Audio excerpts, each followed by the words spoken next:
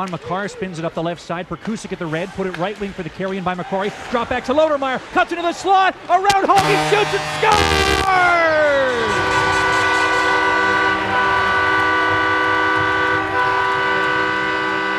After a hat trick in the home opener, the captain gets it going a minute 10 into the game tonight. Derek Lodermeyer has made it 1-0.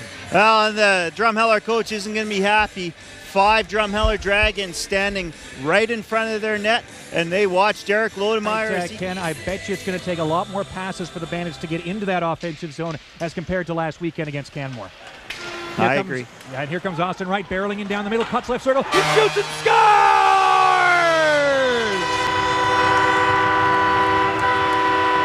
Austin Wright with an absolute bullet from the left circle on a one-on-one rush, rang the right post, beating Hogue to the left side, and Brooks has a 2-0 lead.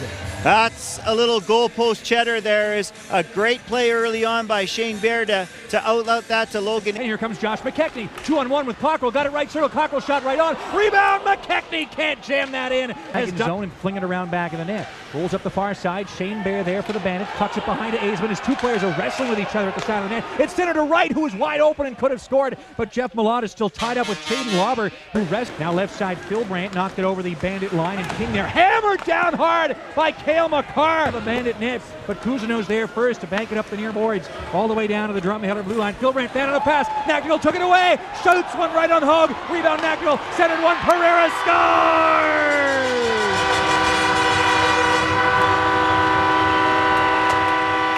If at first you don't succeed, put the puck in front to Jesse Pereira and he'll put it into a wide open net. Third goal of the season for number 19, and the Bandits have a 3-0 lead. Well, the best opportunity, the game for the Dragons is Bukovic there. The puck immediately comes back. He's sticked away by Josh Davies, and the Bandits recollect in their own end. 9 seconds before it's a power play is Bear who holds on. Bear cuts mid blue line, puts it left circle to Dylan McCrory. Back up to the left point for Aisman. Wines, doesn't fire. Holds on mid blue line now. Gave it left side to McCrory. At the left circle, McCrory shoots, he scores!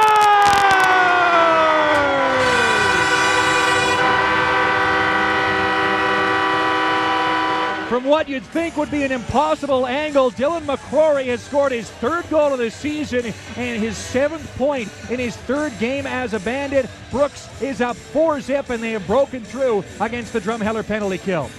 You know, Logan Aisman just stands at the top of that power play, takes control of the puck, does a great job, throws it down low to McCrory, who lets a wrist shot over blocker. Flung it to the left point, poked free by the Bandits. They have a 3-on-1. Nactigal carries in right side with McCarr, put it across. McCarr shoots, he scores!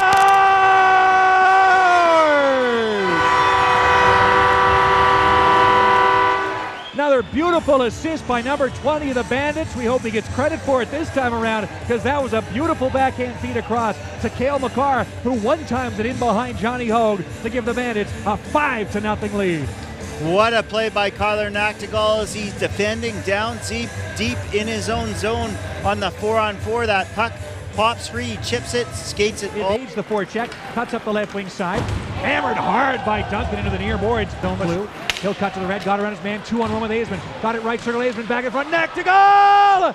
Could not get a shot away from the side of the net. Still loose. Tucked in front, Falanga's got it, turnaround shot and a great save made by Johnny Hogue. Put it right corner, Connor Boyd centers one, left circle shot is stopped by Davies as he sprung across the crease. McCarr to take the slapper. Now he shoots off a body and bounces in on Hogue, who makes a save. Now he's getting pushed a bit, and he's going to come back on Lodermeyer and punch him in the side of the head, and the referee ought to call him there. That one went wide left of the net.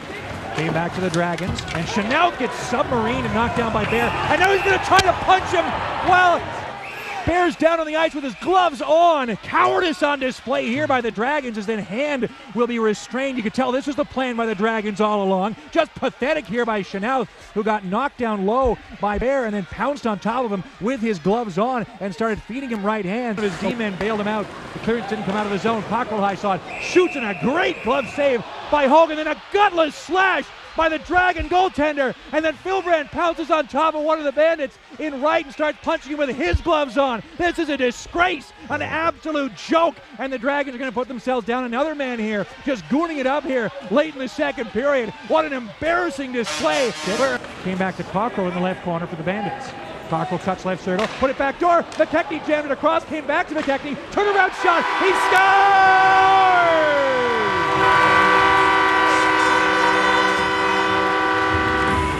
If it wasn't already, the route is officially on as Josh McKechnie notches his second of this. Dragon line left side, Stutter steps to the slot, then tucked it in front. A wide open Lodermeyer could not backhand one in. Tuck it back behind his own net. Gorley there, hammered hard with a big clean hit by Scott Ivey. His hockey game. Yeah. The Bandits carrying right side, right short-handed, shot one and a nice right pad save by Johnny Hogue. Ken Fleury, as it's a 2-on-1 short-handed here for the Bandits. Nactigal carries in right wing, but a diving poke check there by Ty Mappin. Is Kusick trying to backhand one in on goal, but Ty Hand gets in the way of that and wrestles Kusick down to the ice and is going to take another silly penalty. Point to Aisman, across to Bear.